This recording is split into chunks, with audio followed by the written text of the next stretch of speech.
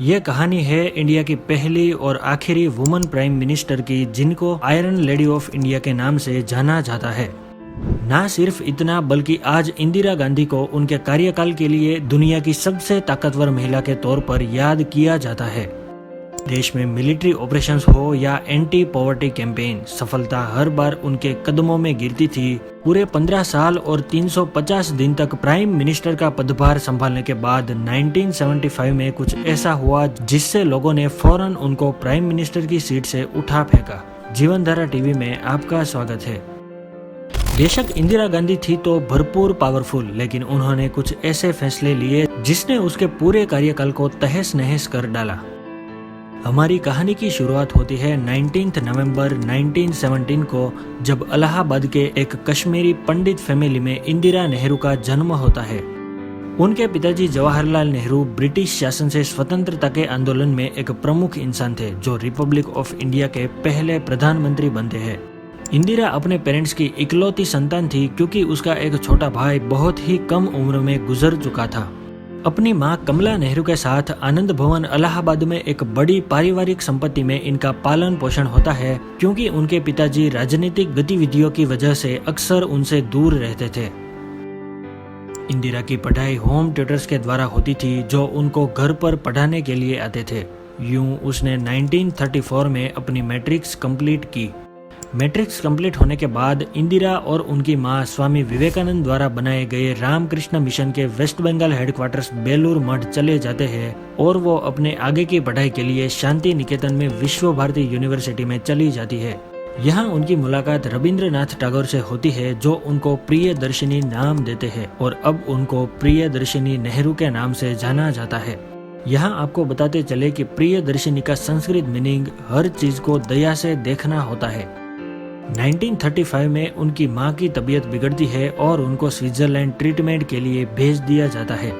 इंदिरा विश्व भर्ती में अपनी पढ़ाई बीच में ही छोड़कर अपनी मां की देखभाल के लिए यूरोप चली जाती है, लेकिन किस्मत को शायद कुछ और ही मंजूर था। 28 फेब 1936 को ट्यूबरक्यूलोसिस बीमारी की वजह से उनकी मां कमला नेहरू इस दुनिया को अलविदा कह जाती है। अपनी मां की मृत्यु के बाद इंदिरा ने हिस्ट्री की पढ़ाई के लिए ऑक्सफोर्ड यूनिवर्सिटी जाने का फैसला किया। आपको एक और बात भी बताते चले कि इसी दौरान इंदिरा को भी प्लेग हो गया था, इसीलिए उनको अपनी ट्रीटमेंट के लिए बार बार स्विट्जरलैंड जाना पड़ता था।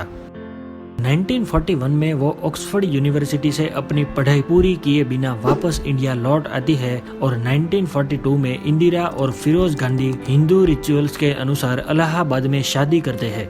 असल में 1933 में फिरोज गांधी इंदिरा को प्रपोज करते हैं, लेकिन उम्र में 5 साल छोटी होने की वजह से उनकी मां कमला नेहरू इस चीज को अपोज करती है। याद रहे, फिरोज गांधी का महात्मा गांधी के साथ कोई कनेक्शन नहीं था। फिरोज गांधी एक गुजराती पारसी फैमिली से बिलोंग करते थे। आजादी की लड़ाई में वो महात्मा गांधी से इन्फ्लुएंस होकर अपनी सरनेम की स्पेलिंग गांधी से गांधी कर लेते हैं और उसके बाद वो हर जगह अपना लास्ट नेम गांधी रिप्रेजेंट करते हैं। 1947 में इंडिया को ब्रिटिश राज से आजादी मिलती है और जवाहरलाल नेहरू इंडिया के पहले प्राइम मिनिस्टर बनते हैं। 1950 में इंदिरा गांधी अनऑफिशियली अपने पिताजी के असिस्टेंट के रूप में काम करना शुरू करती है। वहीं 1950 के दशक के अंत में इंदिरा गांधी को कांग्रेस की प्रेसिडेंट बना दिया जाता है। 27 मई 1964 को पंडित जवाहरलाल नेहरू की मृत्यु हो जाती है और उसके बाद लाल बहादुर शास्त्री इंडिया के नए प्राइम मिनिस्टर बनते हैं।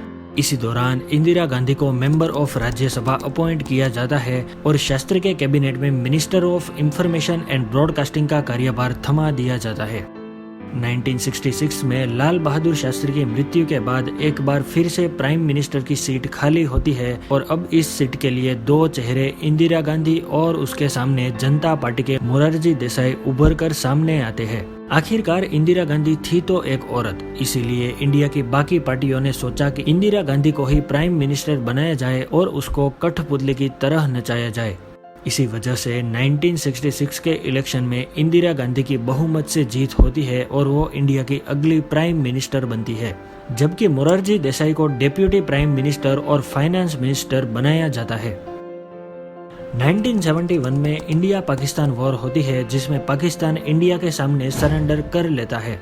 पाकिस्तान को सरेंडर करता हुआ देख इंडिया के लोग इंदिरा गांधी की भरपूर सराहना करते हैं और इसी साल इलेक्शंस भी होती है जिसमें इंदिरा गांधी फिर से एक बार प्राइम मिनिस्टर चुनकर आती है। 25 जून 1975 को इंडियन कॉन्स्टिट्यूशन के आर्टिकल 352 के तहत भारत के राष्ट्रपति फखरुद्दीन अली अहमद इंडिया में इमरजेंसी डिक्लेयर कर देते हैं। अगर आपको मालूम नहीं तो आपको बताते चले कि इमरजेंसी के आदेश में प्रधानमंत्री को अपने हुक्म के अनुसार शासन करने का अधिकार दिया जाता है, जो प्राइम मिनिस्टर को चुनाव रद्द करना और नागरिक स्वतंत्रता को निलंबित करने की परमिशन देता है, जिसे रूल बाय डिक्री कहा जाता है। इमरजेंसी के नाम पर इंदिरा गांधी ने ओपोजिशन लीडर्स को कैद करना और प्रेस को सेंसर करना शुरू कर दिया। अब ना तो ओपोजिशन लीडर्स सरकार के खिलाफ कुछ बोल सकते थे और ना ही प्रेस कोई भी खबर पब्लिश कर सकता था। ये इमरजेंसी 21 मार्च 1977 तक पूरे 21 महीनों तक चली, जिसने पूरे देश को कई साल पीछे धकेल दिया। इमरजेंसी हटने के बाद 1977 में फिर से लोकसभा इलेक्शंस होते हैं, लेकिन इस बार इंदिरा गांधी चुनाव हार जाती है और उसके बाद मोरारजी देसाई को अगले प्राइम मिनिस्टर अपॉइंट किया जाता है। लेकिन मोरारजी देसाई अपनी पीएम पोस्ट से जुलाई 1977 को रिजाइन कर देते हैं, जिसके बाद थोड़े समय के लिए चरण सिंह को प्राइम मिनिस्टर बनाया जाता है। 1980 में लोकसभा चुनाव होते हैं और एक बार फिर से इंदिरा गांधी बहुमत के साथ जीतकर सत्ता में वापस आती है। 1 जून से 10 जून 1984 तक Indira Gandhi operation blue star launch करती है, जो आतंकवादी सिख उपदेशक जर्नल सिंह भिंडरावाले और उनके हथियारबंद आतंकवादियों को बाहर निकालने के लिए चलाया गया था।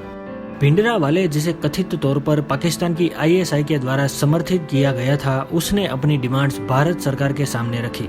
वो चाहता था कि भारत सरकार एक प्रस्ताव पारित करे जो भारत को विभाजित करने की अनुमति दे, जिससे सिखों के लिए खालिस्तान नाम का एक अलग देश बनाया जा सके। बाद में इस ऑपरेशन की कई सिखों ने भरपूर आलोचना की।